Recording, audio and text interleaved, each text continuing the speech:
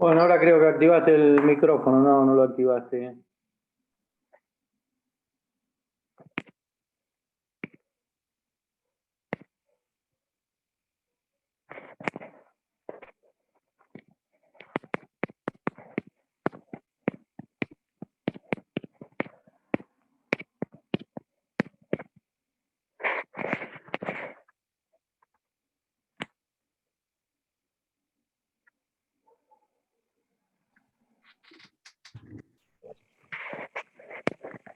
Hola, Hola, Gabriel. ¿cómo estás? ¿Bien? Bien, ¿vos? Muy bien todo. Bueno, Para dar una clase más. ¿una más? ¿Tenés esta y alguna más? Una más. No. ¿Eh? No, hace un rato tuvimos. Sí. Pero digo, ¿tenés esta? ¿Hoy terminás con penal? No. Eh, No. tenemos el parcial del 30, así Ah, que tenés unas ya clases más. queda la semana que viene. Bien. La Mañana semana que recordale. viene y veremos. Sí, sí, decime. ¿Qué decías? Que mañana recordale a Natalia que tenemos penal 2 a las 5 de la tarde con ella. ¿Mañana de ella? Sí. Bueno, cómo no. Lo arregló con Julio Ortiz. Bien. Así que mañana a las 5. Perfecto. Bueno, Gabriel, te mando de Bueno, anfitrión ahora, gracias. que sigas bien y nos Dale. estamos viendo. Un abrazo. Nos vemos. Chau, chau. Chao, querido. Nos vemos, che. Bueno, tenemos poca gente hoy.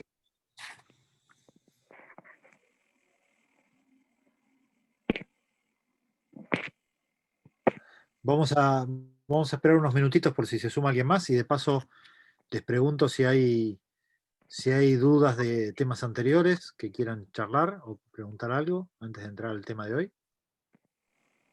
Sí, profesor, yo tenía una Contame. con respecto a los errores especiales. No me había quedado claro el tema. ¿A qué puntualmente te referís?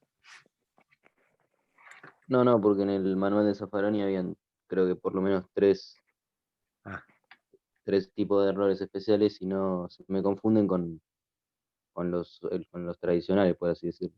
claro. En realidad es una clasificación bastante particular que toma Zaffaroni exclusivamente, pero tiene que ver con las situaciones. Es decir, el error de tipo recae sobre los elementos que configuran el tipo penal. El error de prohibición recae sobre el carácter prohibido de la conducta o el carácter permitido de la conducta. Pero claro, hay algunos elementos que obviamente no están ni dentro del tipo penal y tampoco hacen ni a la prohibición ni a la permisión, que en realidad son todos elementos que están dentro del injusto, ¿no? El error de tipo dentro del tipo penal y la prohibición o la permisión también dentro del injusto. ¿Cuáles son los errores especiales? Los que tienen que ver con discordancia entre lo objetivo y lo subjetivo, es decir, lo que pasa en la realidad y lo que el sujeto cree, respecto de elementos que están eh, o en la culpabilidad o en la punibilidad, es decir, fuera del injusto. ¿Se entiende ahí, Gonzalo? Sí, sí, muchas gracias. Sí, digo, por ahora era la ubicación. La ubicación es esa. El error de tipo está, digo, por ejemplo, el que se apoderara ilegítimamente de cosa mueble totalmente ajena. Bien. Alguien puede pensar, total o parcialmente ajena. Alguien puede pensar que el objeto que se está apoderando es propio. Entonces ahí hay un error, porque hay una discordancia entre lo que efectivamente sucede y lo que el sujeto cree respecto de uno de los elementos del tipo, que es el carácter ajeno, total o parcialmente, de la cosa. Ese es un clásico error de tipo. Ahora, otra cosa sería que la persona suponga que apoderarse de bienes muebles parcialmente ajenos, por ejemplo, no fuera delito. ¿Mm? Tenemos una cosa compartida y yo pienso que efectivamente apoderarme de esa cosa, que en realidad hay una parte que no es mía, no es delito. Entonces, ese sería clásicamente un error de prohibición, directo. Otra cosa sería que la persona suponga que está inmersa en una situación de estado de necesidad, por ejemplo, ¿no? Entonces, ¿qué es lo que estaba suponiendo?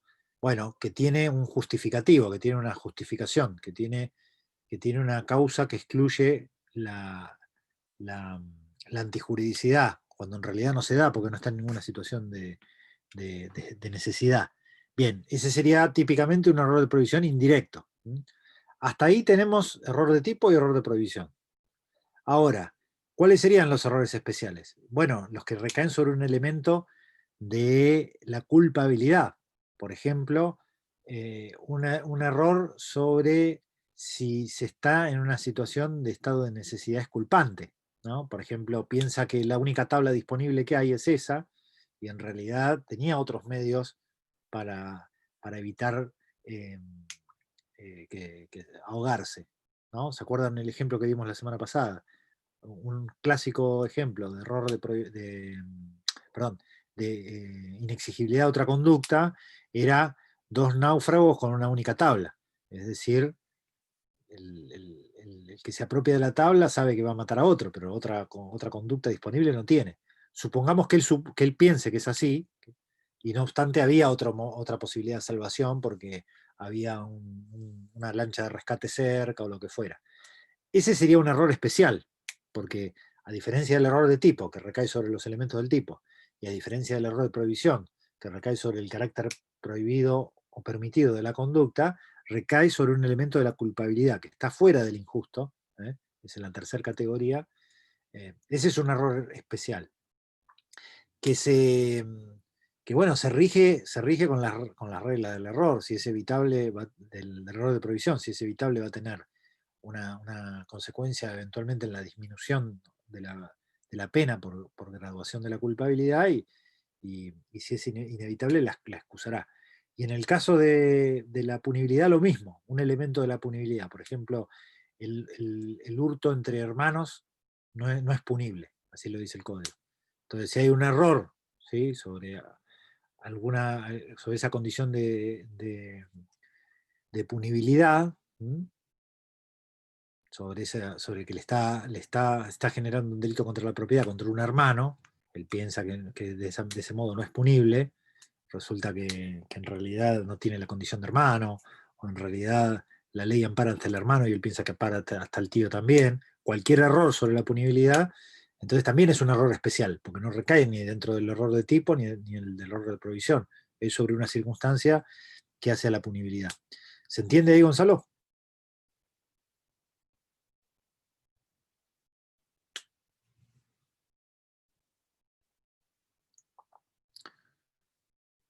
Sí, perfecto. Bien.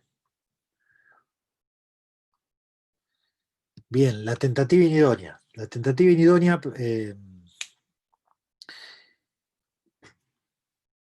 está regulada en el artículo 44 del Código Penal bajo la expresión del delito imposible. Cuando el delito fuera imposible, bueno, ahí se puede reducir la pena desde el mínimo hasta la mitad, pero incluso se puede eximir de pena. Eso es lo único que dice el Código. O sea, habla de delito imposible y habla de las consecuencias jurídicas. El último párrafo, textual, lo leo. Si el delito fuera imposible, la pena se disminuirá en la mitad y podrá reducirse al mínimo legal o eximirse de ella según el grado de peligrosidad relevada por el delincuente. Bien. La fórmula legal habla del delito imposible. Bien.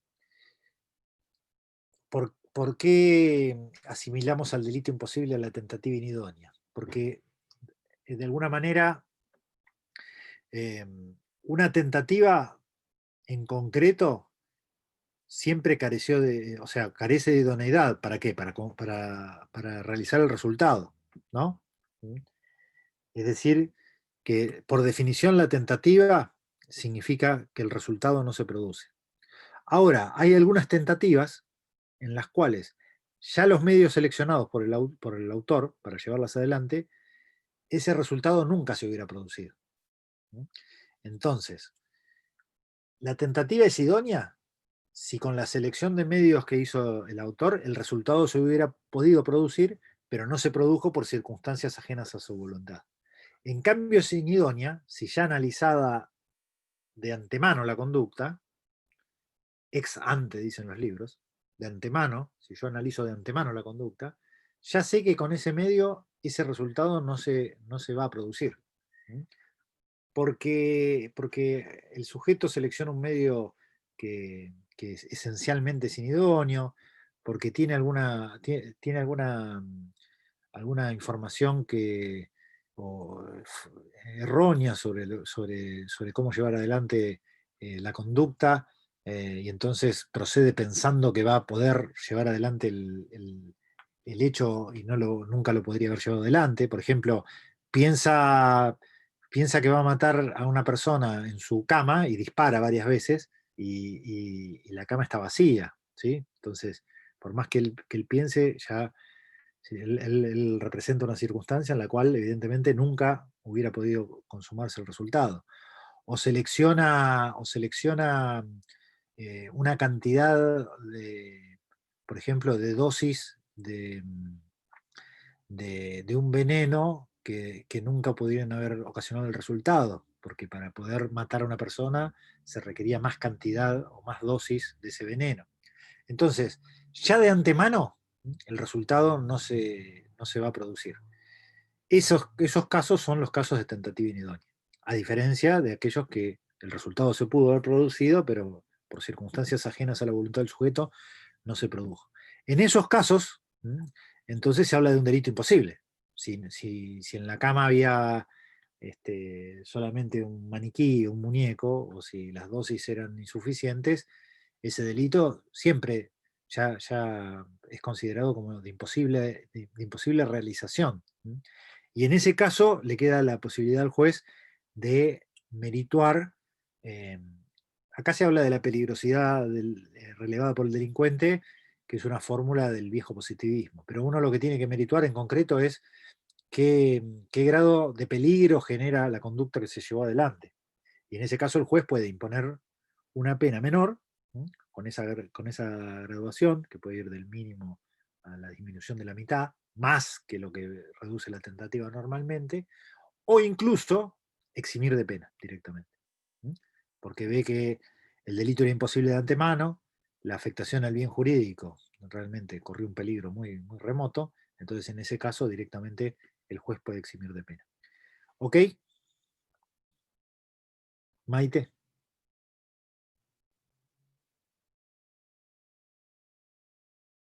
Bien.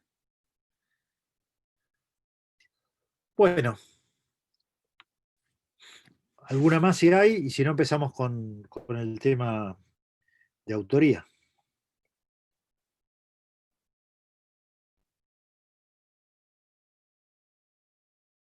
¿No hay ninguna más?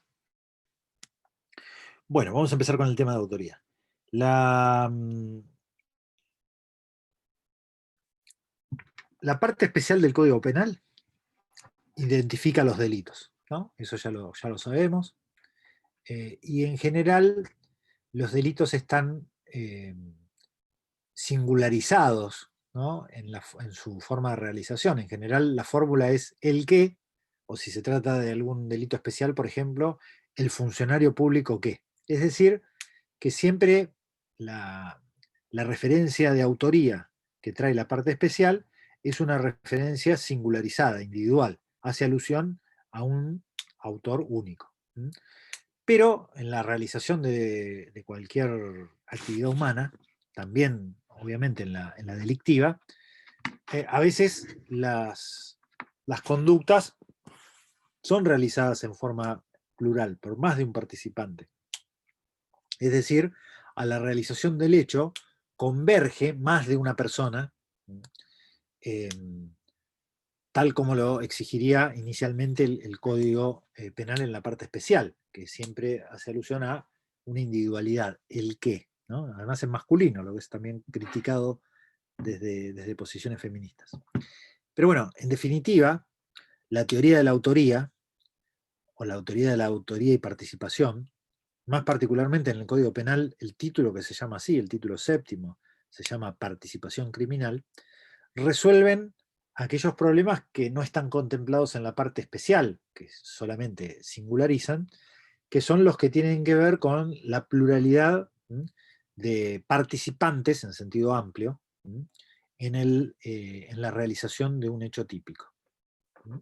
Es decir, la teoría de la participación criminal en sentido amplio, la teoría de la autoría y de la participación en sentido estricto, ahora voy a diferenciar qué significa esto,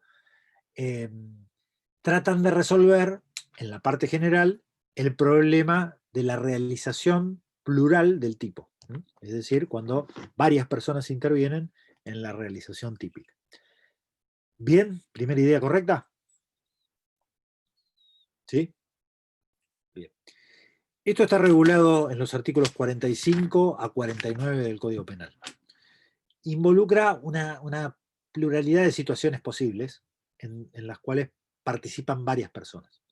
Yo hablé de participación en sentido amplio, tal como es el título, involucrando dos subcategorías.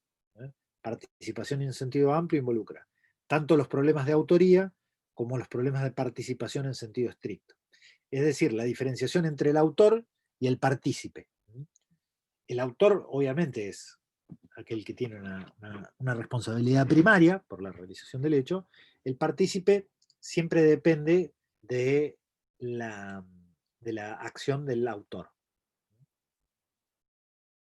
Las formas de autoría pueden ser diversas, puede ser la autoría directa, puede ser la autoría mediata o puede ser la coautoría, y las formas de participación en sentido estricto también son diversas, pueden ser la complicidad o la instigación. Hoy nos vamos a centrar en los problemas de autoría, y el martes que viene van a analizar los problemas de participación en sentido estricto, es decir, los problemas de complicidad y de instigación. Bien, hasta ahí sí.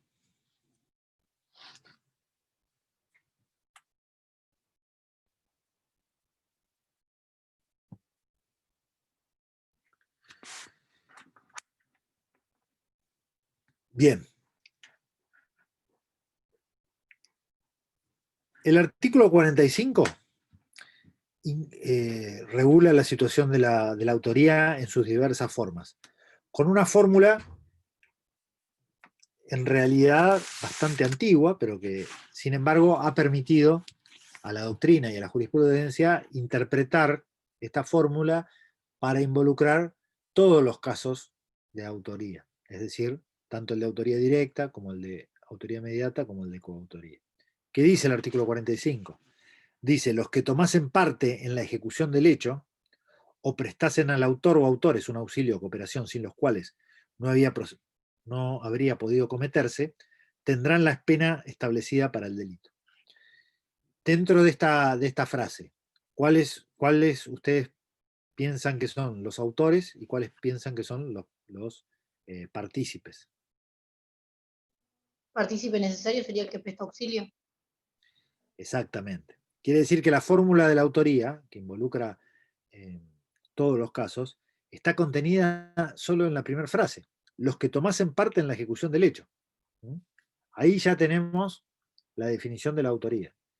El resto del tramo de este artículo, que dice, los que prestasen al autor o autores un auxilio o cooperación sin los cuales no habían podido cometerse, lo que se llama el partícipe necesario, están, digamos, son la referencia del resto del artículo. La autoría está concentrada en la primera frase, solamente esa frase hace referencia a la autoría. Los que tomasen parte en la ejecución del hecho.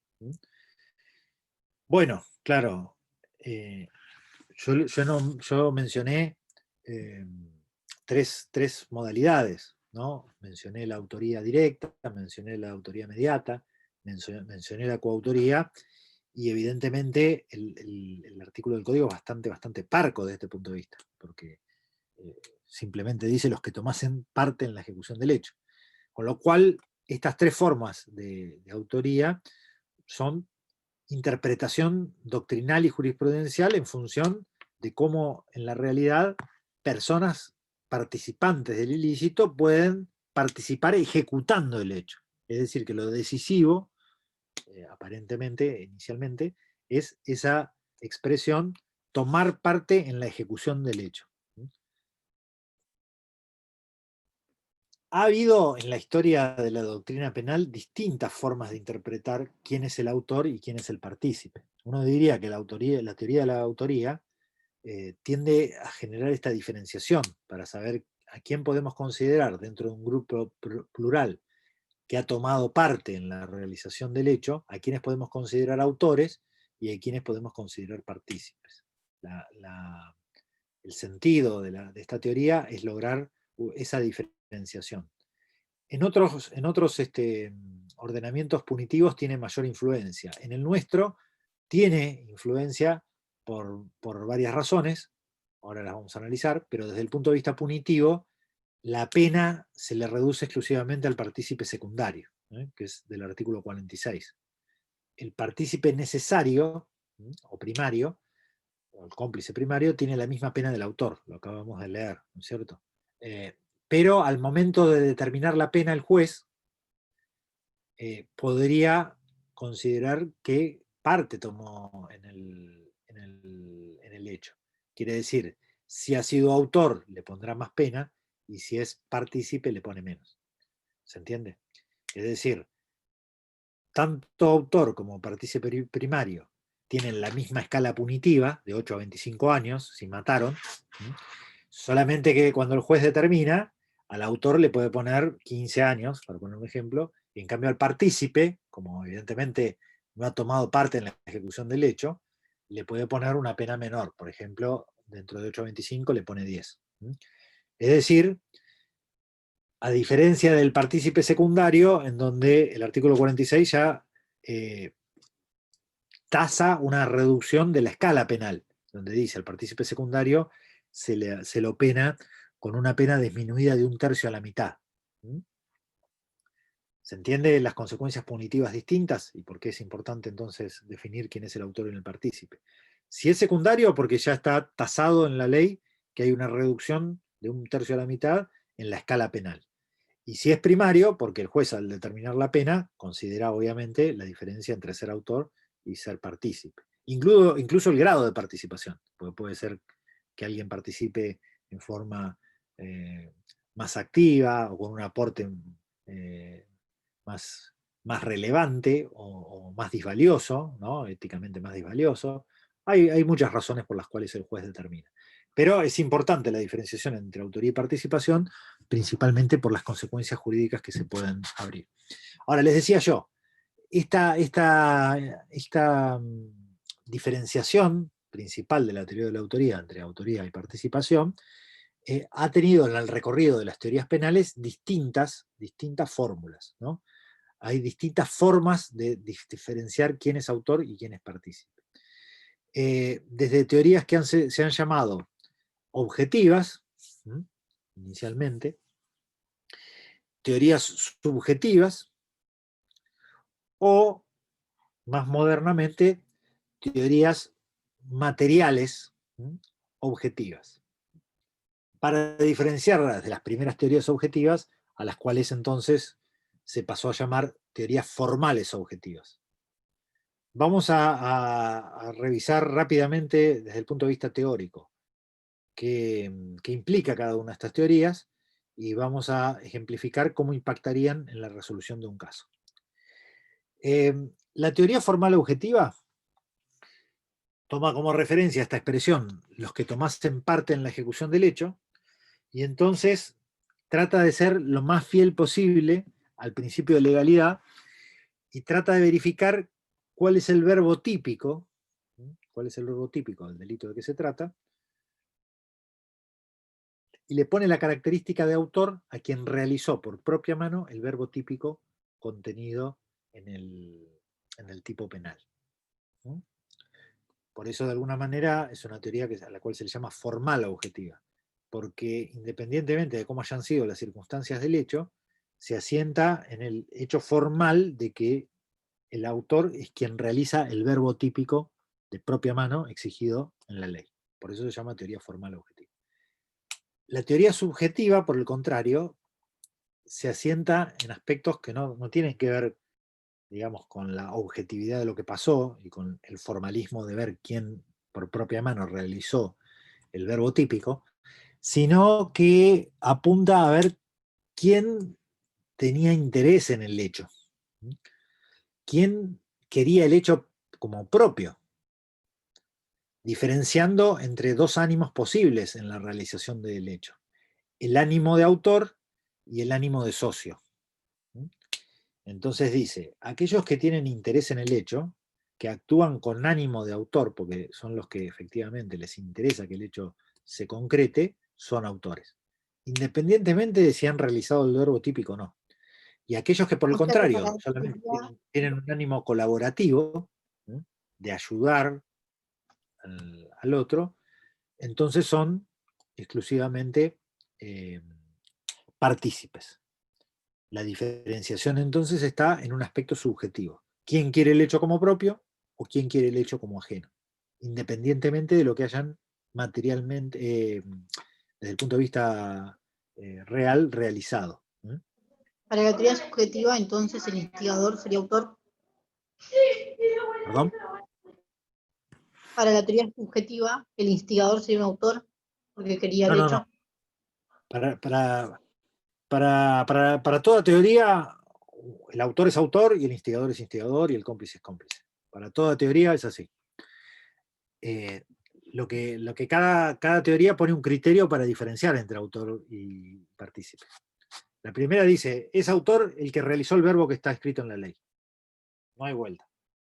No importa qué quería cada uno, quién se iba a llevar la plata, quién iba a ser favorecido. Ahí no importa nada. Lo único que importa es quién realizó el verbo que la ley contempla como delictivo. Es el criterio diferenciador. Teoría formal objetiva. La teoría subjetiva trata de ser superadora de la anterior, porque la anterior obviamente trae situaciones que pueden ser consideradas injustas. Dice, no, autor es el que quiere el hecho como propio, independientemente de lo que haya realizado. Le interesa a él que ese resultado se produzca. Entonces, el que solamente tiene un ánimo colaborativo, por más que haya realizado el verbo típico, es partícipe. Se basa más en ¿Entiendes? el dolo. ¿Cómo? Se basa más en el dolo, no en la Se basa culpa. más en un aspecto subjetivo, exacto, en la intencionalidad. Por ejemplo, una madre quiere deshacerse de su niño recién nacido. Entonces, le pide a la hermana que lo ahogue en la bañera. Para la teoría formal objetiva, ¿quién sería autor?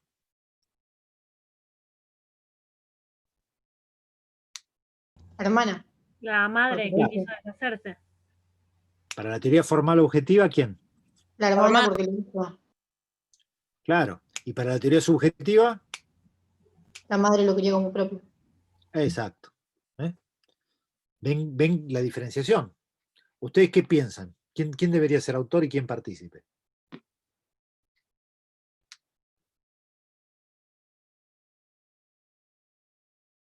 Y ahí la hermana lo está matando, es medio complicado para ser partícipe. Para mí la madre es autor. Bien. Bueno, ahí están las dos teorías. Yamila la teoría objetiva y Valeria la teoría subjetiva. Esa es la discusión penal desde siempre sobre cómo determinar criterios de autoría. Pero no Las serían dos tienen, coautores en ese caso. bueno, hasta este momento uno podría pensar que para ninguna de estas dos teorías son coautores. Para ninguna de estas dos teorías son coautores. ¿Por qué? Y porque la madre no realizó el verbo típico. Y la hermana no quería el hecho para sí. Lo hizo para la hermana. O sea, para estas teorías, ninguna sería coautor. ¿Se entiende? Podría ser la madre instigadora, para la teoría formal. Para la teoría subjetiva, la hermana sería partícipe. Pero uno dice, pero ¿cómo? Si fue la que efectivamente lo abogó, ¿cómo va a ser partícipe? Bueno, precisamente, Gonzalo, la teoría material objetiva lo que trató es de resolver estos problemas, porque como vos planteás, parecería que podrían ser coautores, pero ninguna teoría, la formal objetiva, ni la otra, la subjetiva, parecerían resolver la posibilidad de una coautoría. Por eso surgen las teorías materiales objetivas, y dentro de ellas, la principal, y la que hoy de alguna manera en términos generales puede considerarse preponderante, que se llama la teoría del dominio del hecho. La teoría del dominio del hecho es una teoría que se asienta, como dice, en aspectos objetivos, pero que tratan de ver la forma de realización del caso. No dejan de lado lo subjetivo, ahora vamos a ver por qué, pero apuntan a tratar de incorporar criterios materiales, no exclusivamente quién realizó por propia mano el verbo típico, sino el conjunto de acciones que se llevaron adelante de acuerdo con cómo estaba planificado el hecho y quién ha tomado parte en cada tramo del hecho. ¿Sí? ¿Cómo define la teoría del dominio del hecho al autor? Bueno, como aquel que efectivamente tiene el dominio del hecho, porque puede decidir si el hecho se realiza y puede decidir cómo el hecho se realiza. Es decir, en la vieja formulación, es una teoría que inicia a Belzel y después consolida a Roxin, que son autores que ya hemos mencionado, es el dueño del hecho, tiene el señorío sobre las acciones, es el que de alguna manera guía, conduce la causalidad. Puede decidir, en definitiva vuelvo a esa fórmula, puede decidir si el hecho se realiza, o si no, si se puede volver atrás, o puede decidir cómo el hecho se realiza. ¿La madre sería una autora mediata? Bueno, ahora vamos a ver los Niño distintos. Espera, ahora vamos a ver los distintos supuestos y vamos a ver cómo resolvemos los casos. ¿Sí? Pero primero vayamos a lo conceptual. ¿Se entiende entonces la teoría del dominio del hecho? No se asienta exclusivamente en el verbo típico, no se asienta exclusivamente en el interés, sino que analiza las circunstancias y ve quién, dentro de los distintos participantes del hecho, puede tener esa relación de señorío, ¿eh? En el sentido en que puede decidir el curso causal, puede incidir en el curso causal. Si no lo puede hacer, será un partícipe. Si lo hace, tiene el dominio del hecho. Y el dominio del hecho se puede tener de tres formas distintas. Se puede dominar la acción, y en este caso la autoría es directa. Es decir, cuando yo realizo determinadas conductas por propia mano, lo que estoy haciendo es dominar mis acciones. Yo tiro la lapicera para atrás, hablo, gesticulo, me saco los lentes. ¿Qué estoy haciendo? Estoy dominando mis propias acciones. En ese caso, domino en forma directa el hecho. Por eso a esto se le llama autoría directa. Es distinto si yo lo que domino es la voluntad de otro. Porque cuando yo domino la voluntad de otro, entonces lo que estoy haciendo es dominar la voluntad de un instrumento. Ya no domino la acción en forma directa. No es que yo hago, sino que le hago hacer al otro. Dominándole la voluntad porque de alguna manera no lo informo de algunas circunstancias que hacen que en realidad el que decida siga siendo yo todo lo que sucede. Por ejemplo, en una obra de teatro, en donde hay que representar el asesinato de una persona. Ese actor que va a ser la víctima ficticia del homicidio es mi enemigo. Y entonces, ¿qué hago? Le saco las balas de salva al revólver en la obra de teatro y les pongo balas verdaderas. Acondiciono todo como está y va quien actuaba en la obra de teatro como homicida y dispara, suponiendo efectivamente que hay balas de salva, como en las 30 funciones anteriores que hemos hecho. Y sin embargo, dispara y mata. Claro, ¿qué pasa en este caso? ¿Quién dominó el hecho?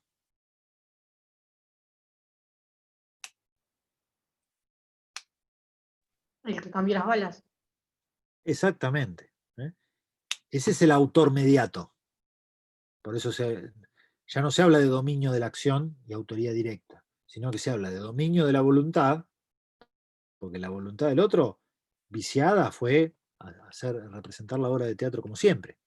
En cambio, yo domino la voluntad del otro, sabiendo que como cada noche de la función teatral va a disparar, y acondiciono las circunstancias para que a través de la voluntad del otro yo consiga el resultado querido. Entonces ahí está, el autor mediato y el instrumento, que ¿cómo obra ese instrumento?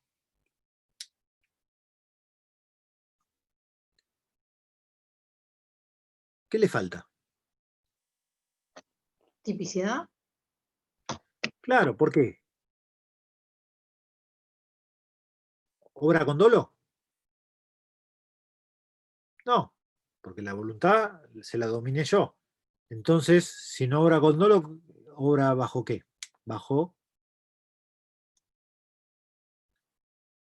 Error.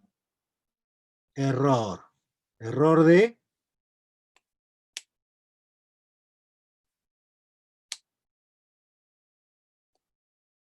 ¿Error de qué? Un error de tipo sería. Error de tipo, exacto. Porque hay ausencia de dolo. Alguien puso culpa, pero en este caso podría haber imprudencia. Por ejemplo, si yo en vez de cambiar las balas, hubiera cambiado el revólver y quizás fuera bastante visible que el revólver ya no era de juguete, sino que era verdadero. Y entonces, frente a eso, el autor fue imprudente y no obstante disparó. Ahí podría hablar con imprudencia. Pero si yo fui como autor mediato, precavido, no cambié prácticamente nada, bueno, entonces ahí ni siquiera hay imprudencia. Hay un error inevitable. Podría ser evitable si hubiera cambiado alguna circunstancia perceptible. Entonces ahí, bueno, dice, mira, yo no lo quería matar, pero la verdad que tendrías que haberte fijado que no era la misma arma que usamos las 30 funciones anteriores. Entonces solamente subsiste la imprudencia si el error era evitable. Si es inevitable, es un error de tipo que excluye el dolo. Porque esa voluntad dolosa viene manejada, viene dominada, ¿no?, desde la teoría del dominio del hecho, por el autor mediato. Y la tercera forma es cuando existe codominio del hecho. En el codominio del hecho hay una realización conjunta del hecho. Puede ser por realización de propia mano de ambos autores, pero la fórmula que permite involucrar la teoría del dominio del hecho, que de otra manera ni la teoría objetiva formal ni la teoría subjetiva podrían haber incluido, es aquella que se llama la coautoría por división de funciones, o coautoría funcional, en la cual tienen que estar presentes tres elementos. Es decir, cada uno de los participantes en sentido amplio en el hecho debe tener, primero, ser parte de un plan común. Es decir, haber diseñado una programación común al hecho, entre más de un participante, obviamente. Segundo, tiene que realizar un aporte objetivo en la fase de ejecución del hecho. Es decir, en el momento en que se está realizando efectivamente el hecho ilícito, tiene que haber aportado de alguna manera, sea el verbo típico o sea de otro modo, pero no puede estar ausente del momento de ejecución del hecho, de acuerdo obviamente al hecho de que se trate, según ese plan. Y finalmente, el tercer elemento, tiene que haber una división de trabajo común, es decir, dentro de ese plan se le debe haber asignado un rol determinado y efectivamente ese rol se debe haber concretado en el aporte objetivo al hecho. Todo participante en sentido amplio que reúna las tres condiciones, forme parte del plan, haya asumido una división de funciones y realice un aporte objetivo en la ejecución del hecho, tiene codominio del hecho, es decir, es coautor funcional. O Aquel sea que que le un falte. campana sería un coautor. La ¿Cómo? persona que hace de campana sería coautor. Bien. Campana es un elemento que se utiliza para hacer un sonido estridente. En el derecho penal no significa nada. En el periodismo sí, escuchamos que dicen el campana. O en el lenguaje común, che, fueron a robar y fíjate que estaba el campana. El campana como categoría jurídico-penal es inexistente. ¿Qué quiere decir? Va a depender de estos criterios si puede decirse que esa persona es coautora o por el contrario es partícipe primaria o secundaria. ¿Qué va a ser lo esencial? Y a ver si realizó algún aporte objetivo a la realización del hecho, a la ejecución material del hecho. Ese sería el criterio decisivo. Entonces, la decisión de dónde queda involucrada la figura coloquial del campana va a depender específicamente de la casuística. Por ejemplo, el campana espera con un auto a 300 metros para favorecer la huida. Bueno, probablemente sea un partícipe secundario, porque evidentemente, salvo que sea en un lugar descampado, donde no había otro modo de escaparse del lugar que no fuera en ese auto, entonces sería un partícipe necesario, lo que ha hecho es una contribución al hecho, y sin embargo el hecho se podría haber realizado igual, con su aporte o sin su aporte. Si por el contrario, la única vía de escape de ese lugar era en un automóvil, entonces podrá ser partícipe necesario. Ahora, si por el contrario, este participante, con su presencia en el lugar, más allá que pueda estar en el exterior por ejemplo, del comercio que sea asaltado, lo que logra es vigilar que no intervenga un agente de policía, y eso fue parte de la división de tareas en el plan común que han organizado, ahí podría ser considerado entonces ya un coautor. ¿Por qué? Y porque tomó parte en la ejecución del hecho, vigilando la no intervención del policía que estaba en el lugar, dándole charla, distrayéndolo, de cualquier otro modo que favoreció la ejecución del hecho en ese contexto puntual. Claro, si íbamos a la teoría formal objetiva, no podía ser coautor. Bueno, la subjetiva podía serlo, pero realmente ese criterio del ánimo de socio, por ahí en este caso daba una buena solución, pero en otros casos vimos que no, como en el caso de las hermanas que dieron muerte al bebé. Entonces, esta teoría, de alguna manera, se presenta como una teoría que permite solucionar de mejor manera, por lo menos así lo promocionan Roxin en su momento y también quienes la sostienen, y creo que de algún modo, más allá que es muy discutible y la cuestión de la autoría es bastante compleja desde el punto de vista de la teoría penal para ponerse de acuerdo, de algún modo creo que la jurisprudencia la ha tomado porque efectivamente permite dar mayor justicia a la resolución de los casos, ¿no? Enfoca con criterios materiales, ¿no? Por eso se llama material objetivo, que permiten definir de algún modo, con un modo más ajustado a lo que realizó, la responsabilidad de cada quien. Entonces, en ese caso podríamos decir que tanto el que apuntó con el arma, como el que tomó el dinero de la caja registradora, como el que mantuvo entretenido en la puerta del local al policía, son todos coautores porque todos tomaron parte en la ejecución del hecho, acorde con la división de tareas que convinieron en el plan común, están los tres elementos para todos. Claro, después se pone muy casuístico, ¿por qué? Y porque el policía estaba en la esquina y lo distrajo ya en la esquina. Entonces ya no fue parte propiamente, desde el punto de vista temporoespacial, de ese espacio de la ejecución del hecho.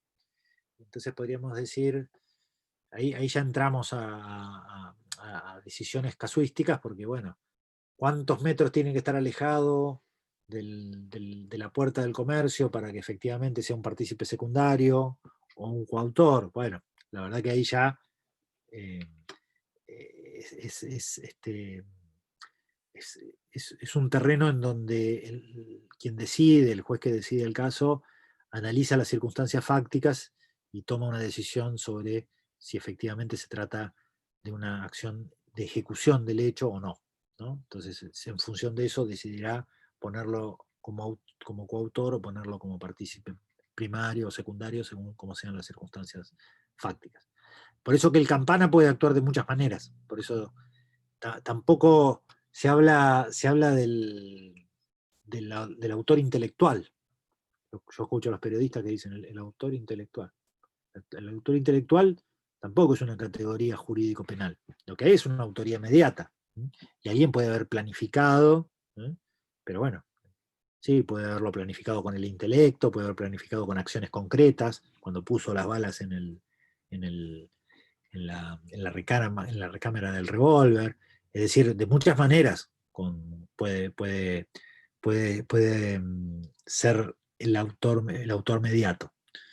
Entonces, las categorías que nosotros analizamos son estas. El resto son categorías del sentido común, del periodismo o del lenguaje común, no del lenguaje jurídico penal, en donde hablamos de autoría directa, por dominio de la acción, hablamos de autoría mediata, por dominio de la voluntad de un instrumento, o hablamos de autoría compartida, coautoría concomitante, ¿no? Cuando ambos concurren a la realización del hecho, dos personas van y disparan matando a otra, ambas balas son determinantes para la muerte, sería concurrente o concomitante, o funcional, para lo cual se codomina el hecho en función de estos parámetros, es decir, plan común, división funcional de tareas y aporte objetivo a la ejecución del hecho. Dentro de la fórmula, los que tomasen parte en la ejecución del hecho, entran estas tres situaciones según la teoría material objetiva o teoría del dominio del hecho. Porque obviamente que las otras teorías no involucrarían estos tres supuestos, sino que son propias del dominio del hecho. Todos dominan porque pueden decidir si el hecho se realiza o cómo se realiza. Si yo domino mi propia acción, en cualquier momento puedo retraer y no seguir adelante. Si yo domino la voluntad del instrumento, puedo realizar una acción para torcer el sentido de esa voluntad. O sea que soy yo el que domina la causalidad. Y si en el marco del plan común yo no realizo el aporte objetivo, puedo frustrar también la realización del hecho. Entonces tengo en ese caso las riendas del asunto. Bien, hasta ahí las cosas, los supuestos, ¿están claros?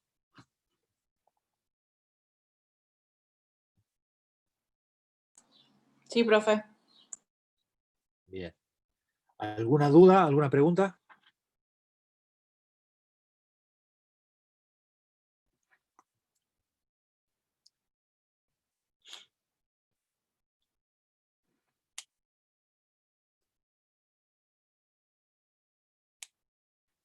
Bien.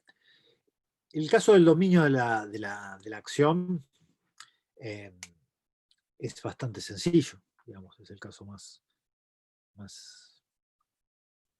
fácilmente identificable, ¿no? Cuidado que hay que diferenciar en los casos de autoría directa y dominio de la acción, los casos en que uso a una tercera persona, pero no ya dominando su voluntad, de modo que realiza conducta, aunque sin voluntad, sino cuando lo utilizo como simplemente objeto físico, o como se dice, como masa física, ¿no? En el caso en el cual no se trata de un instrumento que realiza conducta sin voluntad, sino se trata simplemente de un objeto que es, digamos, de alguna manera sometido a una fuerza física irresistible. ¿Qué quiero decir? Si yo, para romper el vidrio de una vivienda, empujo a un tercero, no estoy dominando su voluntad y no soy autor mediato. Soy autor directo. Podría haber usado una silla, una mesa o el cuerpo de una persona al empujarlo. Es decir, para que haya autoría mediata, el instrumento tiene que realizar conducta. Aunque la voluntad sea dominada por el autor mediato y actúe sin dolo. Pero si el instrumento no realiza conducta, ya no es un instrumento. en los términos de la autoría inmediata, sino que es una masa física desplazada por mi acción directa. Y yo conservo la autoría directa por dominio de la acción. ¿Se entiende esa diferencia? Puede ser que domine también la posibilidad de la realización de un acto reflejo, o a una persona en estado de inconsciencia absoluta, que también son causales de exclusión de la acción. Es decir, siempre que exista conducta, pero no voluntad, se va a hablar de una autoría inmediata y un instrumento. Cuando no hay acción en el instrumento ya en realidad no está cumpliendo ese rol asignado en la autoría inmediata de instrumento, sino que es simplemente la utilización corporal que hace quien realiza la conducta en forma directa por dominio de su propia acción. ¿Comprendido eso? Sí.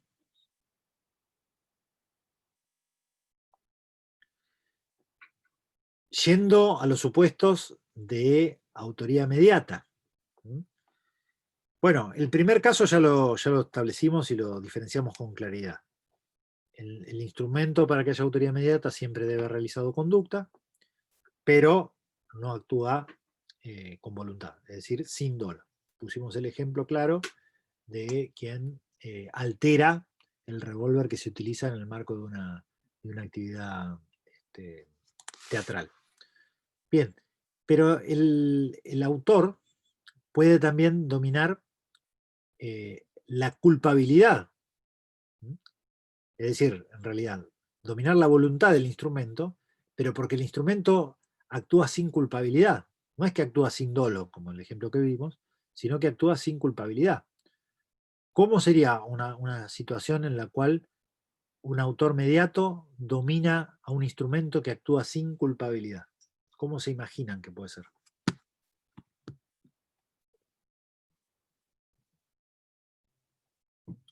¿Por inexigencia de la comprensión de la antijuricidad? Claro, por ejemplo, coaccionando.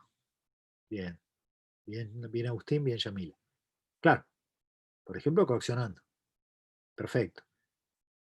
¿Qué otros casos podrían ser en el cual el instrumento actúa sin culpabilidad?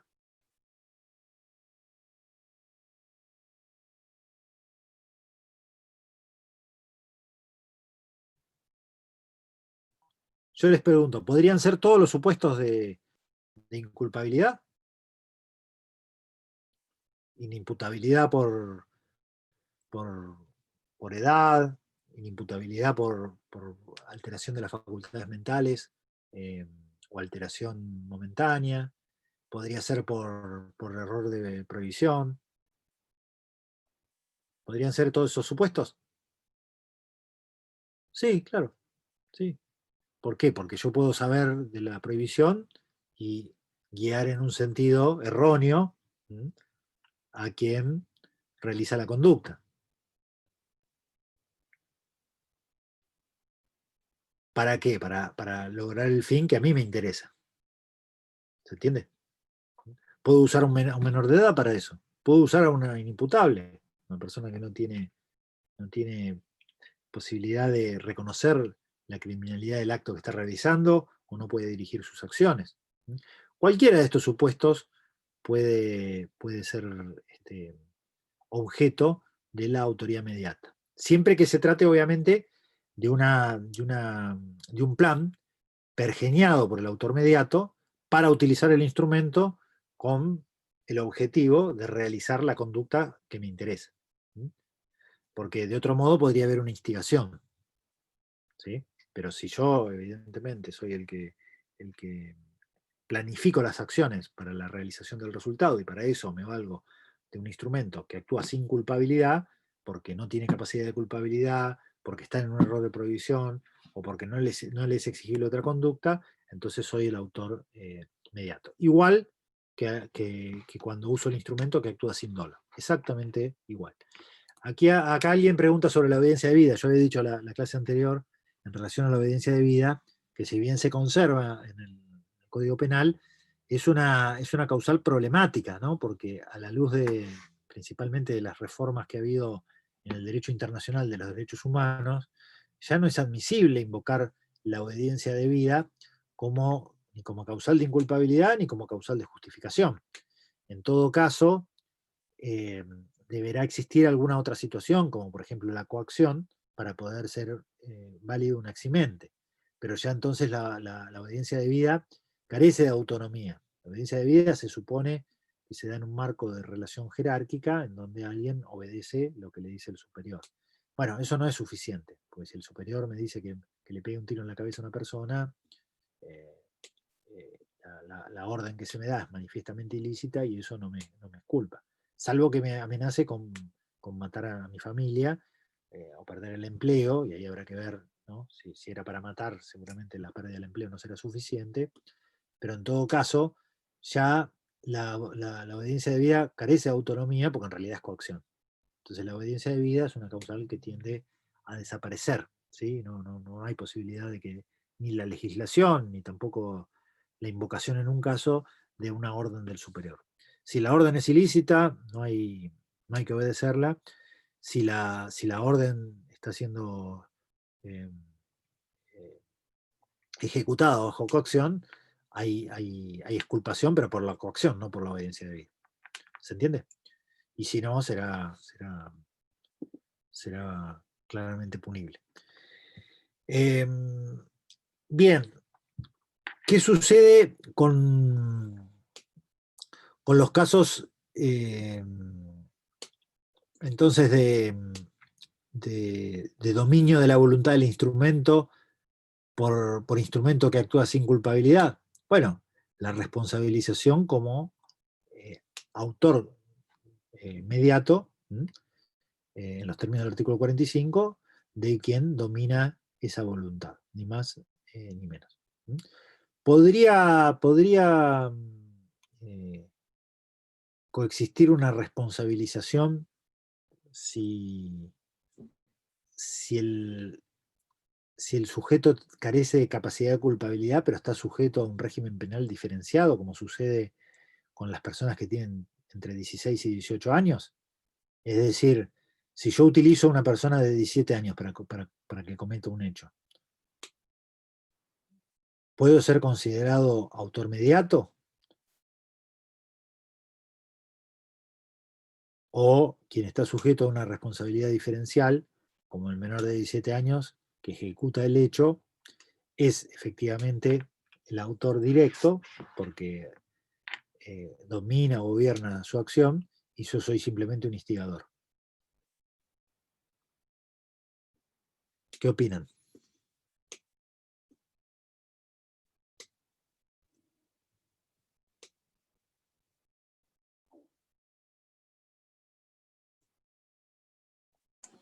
Pero según lo que hablamos recién, ¿no es un autor mediato? Bueno, pero por eso yo les decía quien carece de culpabilidad, ¿no? Lo que pasa que los que tienen entre 16 y 18 años, si bien carecen de capacidad para ser objeto de la respuesta del sistema penal de adultos, sí son objeto de la respuesta del sistema penal juvenil. Entonces, ¿qué pasa en ese supuesto? Es como una falta de capacidad relativa, no es que quede impune. El de 14 años queda impune, a veces el de 15 también, pero el que cumplió 18 a las reglas de mayores. Pero ¿qué pasa con los que no pueden tener capacidad para responder en un sistema de adultos, pero sí tienen una respuesta punitiva del sistema juvenil? Son instrumentos, igual que los no punibles, que actúan sin culpabilidad, o esa culpabilidad disminuida cuenta y el autor mediato pasa a ser instigador, o esa culpabilidad disminuida se le carga al llamado hombre de atrás, ¿no? Como autor mediato. ¿Cómo se resolvería esa situación? Para mí no son instrumentos. Bien. Bien.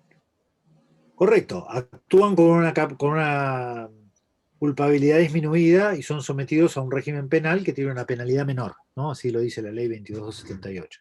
Entonces, desde ese punto de vista, tienen una capacidad relativa, ¿no? Relativa al sistema dentro del cual están inmersos, pero tienen responsabilidad porque están en el marco de un sistema de responsabilidad penal juvenil. Ahora,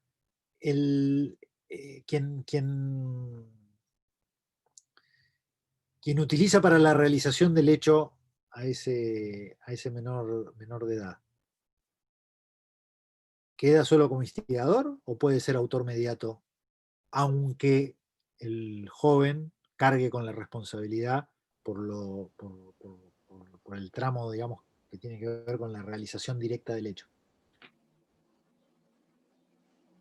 Para mí es autor mediato, no es instigador. Bien. Es decir, según la postura tuya, Valeria, sería para el mayor de edad una autoría mediata, y para el menor sujeto a responsabilidad penal juvenil, una respuesta punitiva diferenciada, acorde con el sistema de responsabilidad diferenciado. Claro. ¿Están todo el mundo de acuerdo? Sí, o darle como un partícipe necesario, o sea, como una escala más baja de pena. Claro. ¿A cuál? Al menor. El menor tiene su responsabilidad penal diferenciada por la 2278. Es decir, que se le puede bajar la pena conforme a la tentativa. Eso dice la ley 2278. O sea que el menor tiene su responsabilidad diferencial. El problema es el mayor. Porque si el menor fuera mayor, obviamente que no hay instrumento, entonces no hay autoría inmediata. Pero en este caso, uno podría pensar que esa situación de incapacidad relativa de quien es menor de edad podría pesar en la utilización que de ese menor de edad hace quien es mayor. Entonces, como decía recién Valeria, digamos, responsabilizarlo exclusivamente por una instigación hacia alguien que decide libremente, sino como una utilización de alguien que, aunque tiene una responsabilidad penal por lo hecho, es una responsabilidad limitada por su grado de madurez, que entonces es aprovechada por el autor mediato. Ese sería el razonamiento de Valeria, ¿no? Claro, porque encima fíjate que sí que falta un día para cumplir los 18. Sí, bueno, eso ya lo decíamos la otra vez, al ser una presunción legal, lamentablemente se presentan situaciones de injusticia, porque quien cumple los 18 pasa al régimen de adultos, quien tiene 17 y 364 queda con una responsabilidad menor. Claro, Pero yo bueno, lo tomaría fíjense un que... tecnicismo. ¿Cómo? Que lo tomaría como un tecnicismo, ya sé que no lo es, pero Claro. lo tomaría Bueno, así. pero como explicábamos la otra vez, es nuestro sistema legal. Nuestro sistema legal es así. Podría ser también por la determinación de la capacidad de culpabilidad o de la madurez en el caso concreto. Pero nosotros elegimos el sistema rígido. Cuando se cumple 18, la responsabilidad plena. Bueno, yo creo que acuerdo con la solución de Valeria, ¿no?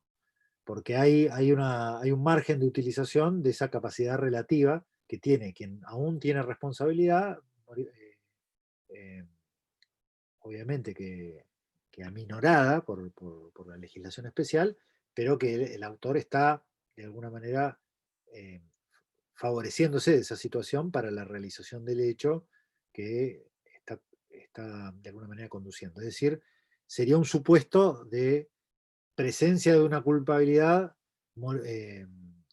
aminorada, pero en la cual se conserva de todas maneras la posibilidad de imputación por autoría mediata. Esto no es pacífico, pero a mí me convence la fórmula que en realidad está prevista para la determinación de la pena, en el artículo 41 quater, que habla de la utilización por parte del autor de menores de 18 años de edad, en donde al autor se le incrementa la escala penal cuando utiliza de esta manera a menores de 18. No dice menores de 16, dice menores de 18. Entonces, está pensando en la posibilidad de que haya autorías mediatas respecto de personas de menos de 16 años, de menos de 18 y más de 16 años. Quiere decir que no solamente se trata de un autor mediato, sino que se trata de un autor mediato que por utilizar un instrumento que tiene un régimen penal más favorable, va a tener una pena mayor. O sea, va a ser un autor mediato, no solamente un autor mediato, sino que va a ser un autor mediato con penalidad mayor, porque se le va a incrementar por el 41 quater cuando utiliza al menor de edad. Y la ley no habla de 16, habla de 18. Puede utilizar a menores no punibles, pero también puede utilizar a menores punibles. Y en ese caso la ley lo reprueba con más énfasis, con una pena agravada en un tercio, tanto en el mínimo como en el máximo. Digo, más allá de las discusiones que se pueden dar en otras legislaciones, creo que en la nuestra este artículo 41 quater está hablando con claridad de la posibilidad de la autoría inmediata en jóvenes que sean igualmente responsables en forma atenuada por el régimen de responsabilidad penal juvenil. Hay un chat que dice: en el caso de un chico de 16 sale a la calle con la camioneta del padre sin su consentimiento, mata a una persona o la lastima. ¿Qué es lo que sucede en ese caso? Bueno, esto en este caso no es que para que exista autoría inmediata hay que dominar la voluntad del instrumento. Tal como vos contás el caso, no es que el padre está dominando la voluntad del instrumento, con lo cual no puede haber autoría inmediata. El padre se hará responsable de las consecuencias civiles. O eventualmente podría llegar a hacerse responsable de alguna imprudencia de su parte. ¿Sí? Una imprudencia. ¿Cuál es la imprudencia? Dejar en las manos de un menor de edad. Uno dice 16 años, parece que fuera... pero bueno, supongamos que deja a la mano de la llave de un menor de 9 años, ¿no? Que uno sabe perfectamente que no tiene capacidad para conducir un vehículo. Bueno, podrá ser responsable por esa imprudencia, pero no por ser autor mediato, porque la autoría mediata es orientar la voluntad de un instrumento hacia un resultado que yo quiero. Acá el padre no quería matar a nadie, sino que el hijo le tomó, en tu ejemplo, las llaves de la camioneta y se las llevó. El padre será responsable civilmente, podrá ser responsable por imprudencia, por haber dejado a mano el vehículo, pero no es autor mediato. No es autor mediato porque no está dominando la voluntad de un menor para conseguir el resultado. ¿Correcto? Había hecho la pregunta. ¿Quién era? María Florencia. ¿Responde tu interrogante? Sí. Bien, perfecto. ¿Algún otro comentario o duda?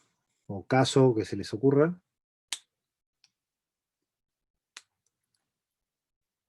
El caso del policía que su hijo le saca el arma y mata, ¿qué es la responsabilidad que tienen ahí? Porque sé que son responsables los padres, pero no sé en qué sentido. Bueno, ya un arma es un objeto que exige, obviamente, muchísimos mayores cuidados, ¿no? Más si está en una vivienda donde hay un niño, ¿no? Vos pusiste un caso con muy pocos datos, como para saber bien de qué se trata, pero uno Uno tiene de que pensar que 17, que ya le un saca el arma, arma al padre que está dormido, va y mata, sin el padre saber nada. claro. Bueno, ya pienso que es mucho más probable que haya una responsabilidad por imprudencia, pero tampoco por autoría inmediata, ¿no? Porque ahí evidentemente el padre no ha querido ningún resultado y no ha utilizado como instrumento la voluntad del hijo, pero sí es mucho más probable que pese con la responsabilidad por la imprudencia de esa muerte, por haber dejado el objeto a disposición de una persona menor de edad.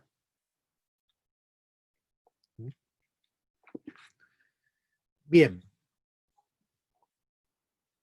Bueno, y finalmente, en relación al último supuesto, que es el de la coautoría funcional, es necesario establecer alguna diferenciación con la participación necesaria, ¿no? Porque de alguna manera, en los casos de la realidad, en la casuística que aparece en los tribunales permanentemente, la diferenciación es bastante fina, ¿no? Es bastante puntual.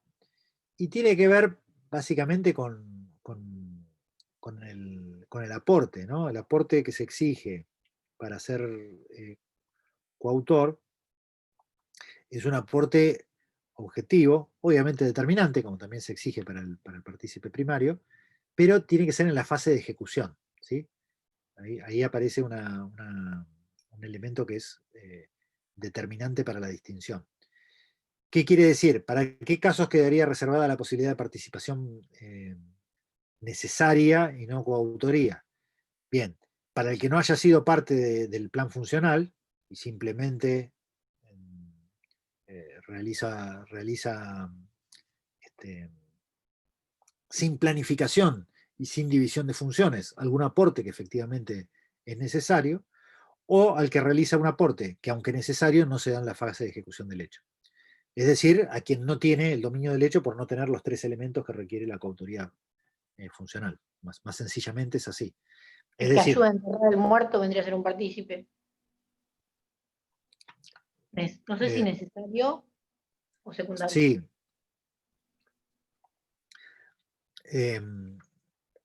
No sé cómo sería completo tu caso, pero es difícil porque si Le ya caes está con el muerto, muerto y te ayuda a enterrarlo. claro, si ya está muerto, ya es una acción de encubrimiento, no hacia la muerte. En todo caso será un encubrimiento, porque ya la persona ya está muerta. Sería un delito autónomo, ayudar a encubrir el delito que ha cometido otro. Yo pensaría mejor un caso en donde la participación se da en un momento previo a la ejecución del hecho. Por ejemplo, el que le da el arma para el disparo, pero no está en el momento de la ejecución. ¿Sí? Alguien va a matar a una persona, pasa antes por el departamento de un tercero, quien le facilita el arma y se la da para que efectivamente concrete ese hecho, pero no participa de la ejecución del hecho que ocurre en un departamento que queda a una cuadra. Pero sin embargo, ha sido determinante porque fue el modo que seleccionó el autor para llevarlo adelante y que lo concretó. Es decir, puso un aporte esencial para que el hecho se realizara como se realizó, con conocimiento de que se iba a realizar de esa manera, pero no participó en la ejecución del hecho. O simplemente, digo, en la actuación que llevan adelante un grupo que asalta un comercio, no participa del plan común, no tiene división de funciones, y sin embargo, cuando están en la huida, golpea simplemente por la solidaridad entre asaltantes, ¿sí? Sin conocerlos, ¿sí? Lo golpea de un modo que efectivamente genera la imposibilidad de actuación de quien era guardia de seguridad en ese lugar. Entonces, si no hubiera intervenido de esa manera, el hecho no se hubiera producido, porque los otros autores no habían visto que había un guardia de seguridad, y pone un aporte esencial, pero no planificó ni tampoco se comprometió a una división de funciones. Y sin embargo, pone un aporte esencial. Es decir, para referenciar, digamos, teóricamente el problema, se es partícipe necesario cuando, si bien se realiza un aporte esencial, se carece de alguno de los 3 elementos determinantes de la coautoría funcional. Para ser autor tienen que estar presentes los 3 elementos. Bueno, preguntas o dudas que hayan quedado pendientes.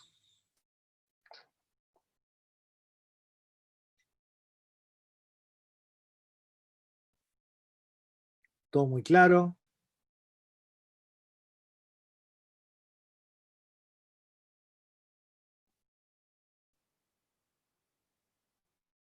¿Qué me cuentan? Todo claro. Bien.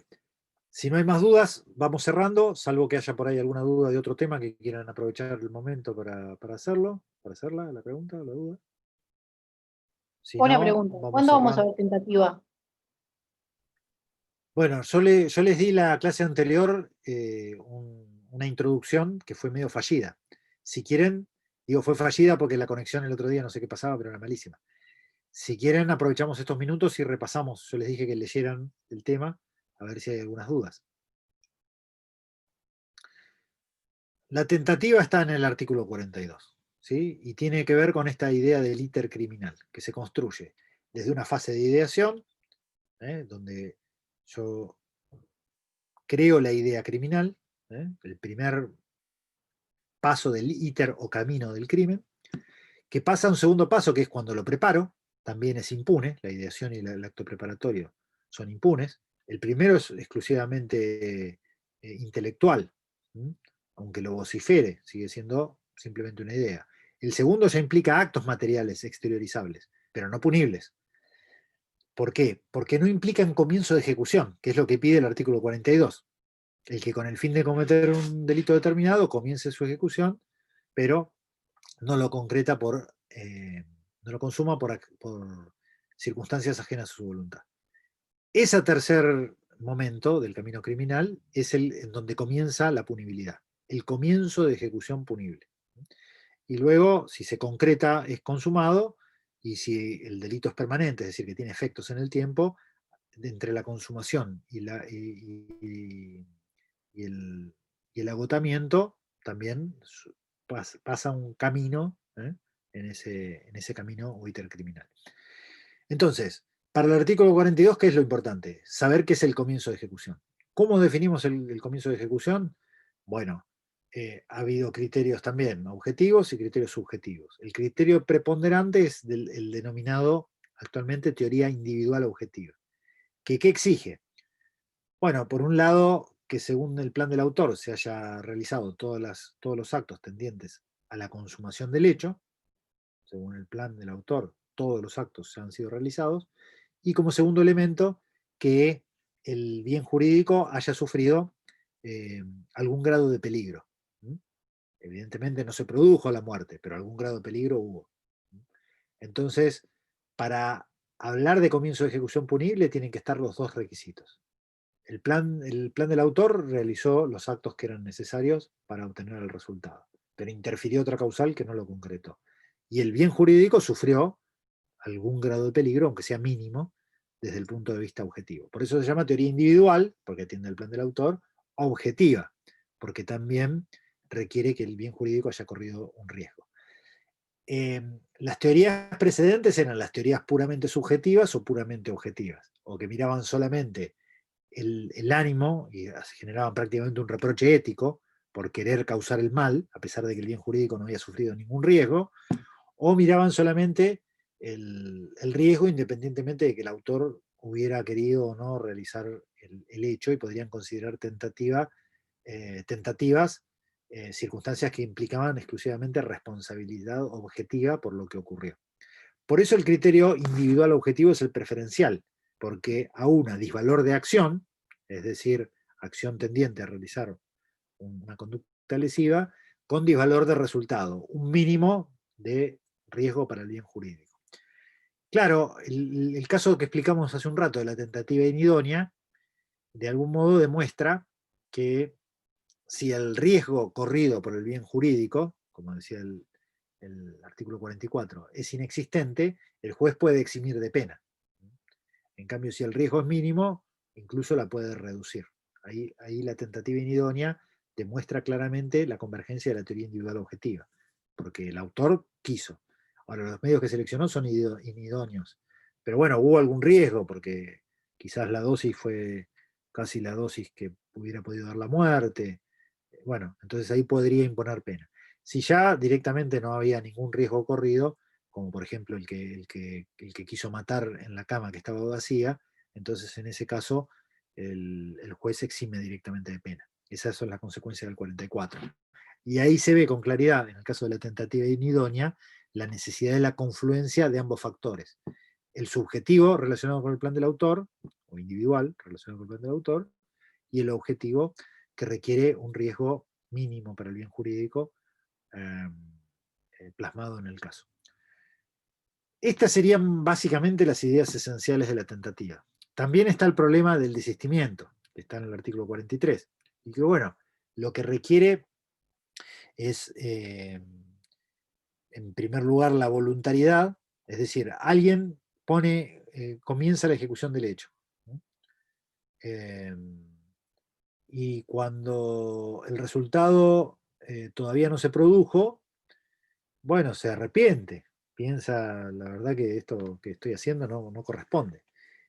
Pero lo hace por su propia voluntad, por eso el primer requisito es voluntario. Pero el segundo requisito es que sea eficaz, es decir, que el desistimiento evite el resultado.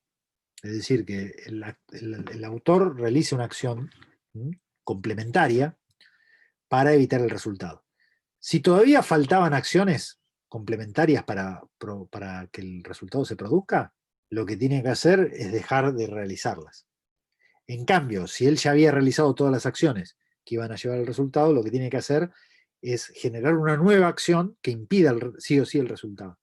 Es decir, la eficacia implica que el resultado no se produzca. Sea porque no continúo con las acciones para que se produzca, o sea que interfiero con una nueva acción para que efectivamente no se produzca. Pero en todo caso, el desistimiento debe ser eficaz para que tenga validez desde el punto de vista jurídico penal.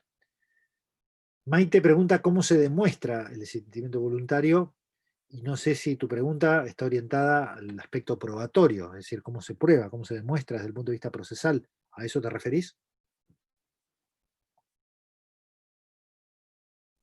Claro, bueno, esto ya es cuestión procesal.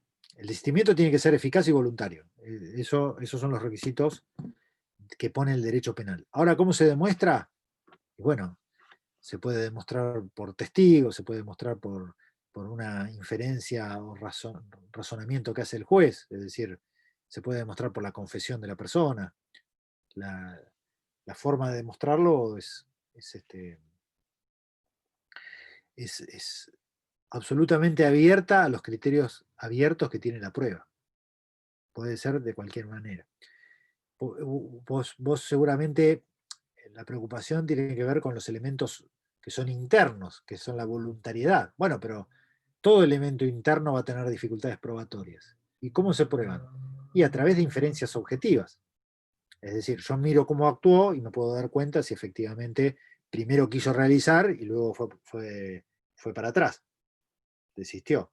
¿Pero qué hago? No me puedo meter en la mente del autor para ver si fue voluntario o no.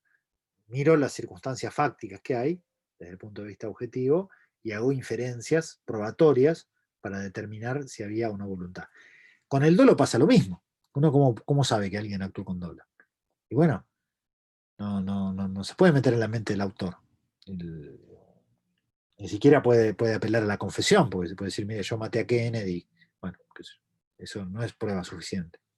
Entonces, ¿cómo se hace para probar un elemento subjetivo? Bueno, con inferencias. Yo miro los hechos e infiero que efectivamente se actuó con dolo. O infiero que efectivamente el desistimiento fue voluntario. Bueno, por ahí desde el punto de vista probatorio puedo caer en un error, porque en realidad no fue voluntario, sino fue por motivo de la presión de alguna otra persona, y yo no lo conozco, y en la apariencia externa aparecía voluntario. Pero bueno, esas son cuestiones del derecho procesal penal, que las estudian con los profesores de derecho procesal penal. Bien. ¿Qué otra cuestión? El programa habla del arrepentimiento activo. ¿Es lo mismo que el desistimiento voluntario? Sí, en realidad el arrepentimiento como categoría en nuestro ordenamiento jurídico no existe. El arrepentimiento tiene reminiscencias más bien de visiones moralistas del derecho penal, ¿no? Donde se premia el arrepentimiento y tal. Aquí el arrepentimiento es más una categoría moral que jurídica. La categoría jurídica de nuestro ordenamiento es el desistimiento en los términos en que lo acabamos de explicar. Claro, cuando alguien desiste, como dije yo, se arrepintió. Es verdad que el contenido de ese desistimiento es un arrepentimiento, pero a diferencia de otras legislaciones que exigen arrepentimiento, acá puede desistir por otras razones. No se arrepiente de realizar el hecho, pero pero mide las consecuencias jurídicas y dice, no, mirá, voy a dejar a mi hijo, voy a ir preso, voy a dejar a mi hijo, no, mejor no. O por ahí dice, al final, por tan poca plata. Bueno, en realidad, mejor lo hago otro día, qué sé yo. Entonces, en ese caso, no hay arrepentimiento. Lo que hay es mide otras consecuencias y desiste, ¿no? El arrepentimiento sería una figura más íntima, ¿no?, de la decisión individual de decir, un hecho que se ha querido llevar adelante, no realizarlo. El desistimiento es más objetivo, es simplemente que se verifique que el hecho iniciado no se concreta y que el autor voluntariamente y en forma eficaz lo concreta en el mundo exterior. Cuando se habla de arrepentimiento activo, lo que se está diciendo es, bueno, el autor ya inició el curso de acción.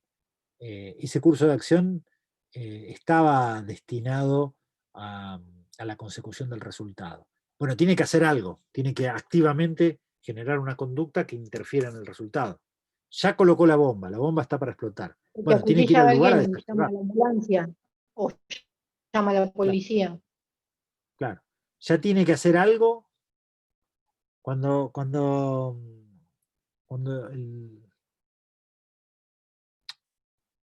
el plan del autor se da en pasos sucesivos, yo puedo abstenerme de seguir llevando adelante las acciones que hubieran llevado al resultado. Por ejemplo, necesito 10 dosis de veneno para matar a una persona. Pongo la dosis del día 1, pongo la dosis del día 2, pongo la dosis del día 3 y digo, no, la verdad que esto es un disparate. Me arrepiento y no sigo adelante. Omito seguir adelante con las conductas que hubieran podido llevar al resultado muerte. Por el contrario, si coloco una bomba, necesito realizar una conducta activa. Tengo que ir a desactivarla o avisarle a alguien para que la desactive en forma efectiva. Entonces, el aspecto activo se genera cuando, según mi plan, ya realicé todos los tramos de conducta que hubieran llevado a la consecución del resultado. Ahí necesito una intervención activa. Por el contrario, en los otros casos, esto desde el punto de vista conceptual se llama la tentativa acabada o la tentativa inacabada. La tentativa acabada es la que efectivamente ya no hay más nada para hacer, ya hice todo lo que iba a llevar al resultado. Entonces la inacabada es la que todavía requiere que realice más acciones o más comportamientos desde el punto de vista físico para obtener el resultado.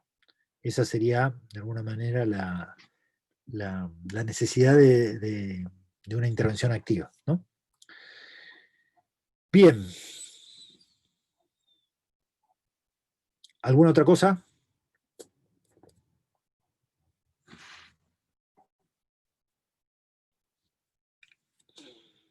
¿No más preguntas?